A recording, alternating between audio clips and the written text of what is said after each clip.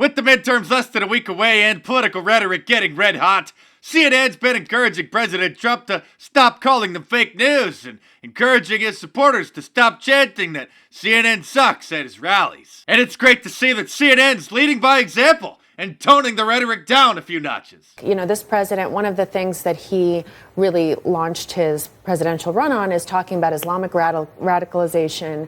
And this president has radicalized so many more people than ISIS ever did. I mean, the way he talks, the way he it's the way he talks, the way that he allows these people, the way he winks and nods to these groups, the way he says, I know I'm not supposed to say it, but I'm a nationalist, the way that he hems and haws when he has to condemn these people and kind of gritting his teeth, kind of says, fine, okay, I condemn this. But notice that the host, Jake Tapeworm, didn't cut her off and apologize to the viewers for having such a lunatic on the show. Instead, you can hear him agreeing, saying, That's literally got to be the most absurd thing anyone has ever said on CNN, ever. Oh, what's that, Don? You want to chime in with the runner-up? So we have to stop demonizing people and realize the biggest terror threat in this country is white men, most of them radicalized to the right. And we have to start doing something about them. There is no travel ban on them. There is no ban on, they had the Muslim ban. There is no white guy ban. So what do we do about that? Well, I think we should probably put you in a mental institution for starters. This video is going to get demonetized for sure now, I just know it.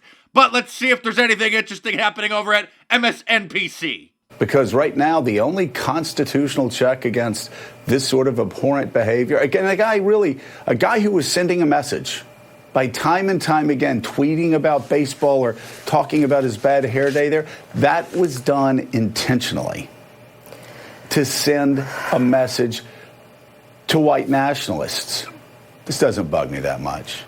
Listen, I'm going to watch a baseball game. I'm going to tweet about baseball. So his tweets about the World Series were actually secret coded messages signaling to David Duke now, huh?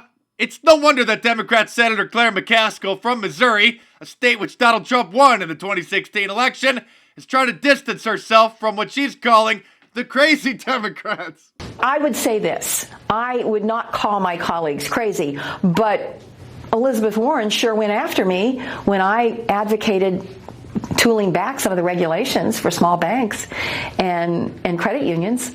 I certainly disagree with Bernie Sanders on a bunch of stuff. Wow, that sounds like a Democrat who's behind in the polls in a mostly Republican state who's hoping that she doesn't get voted out next week. And speaking of crazy, here's Senator McCaskill's advice for men.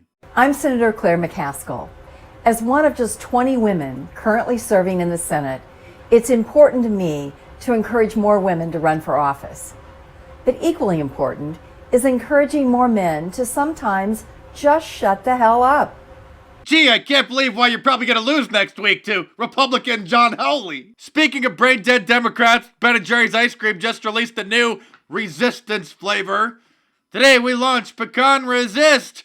This isn't a joke, by the way.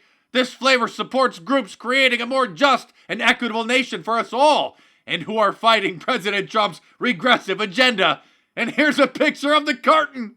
Thankfully, a quick-witted conservative took it upon themselves to fix the artwork and depicted the activists as they are, a bunch of NPCs.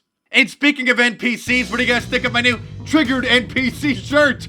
Get yours from MarkDice.com or click the link in the description below. Of course, it's available in t-shirt, long sleeve, and hoodie, and a bunch of different colors. And your purchase helps keep this channel going because I'm pretty sure that this video will get demonetized for talking about sensitive topics like the election. So big thanks to all you guys who sponsor my channel through Patreon or tip me through PayPal. If you guys enjoy these videos, hope you'll consider supporting the channel. Check back tomorrow for a new report, and I will see you soon.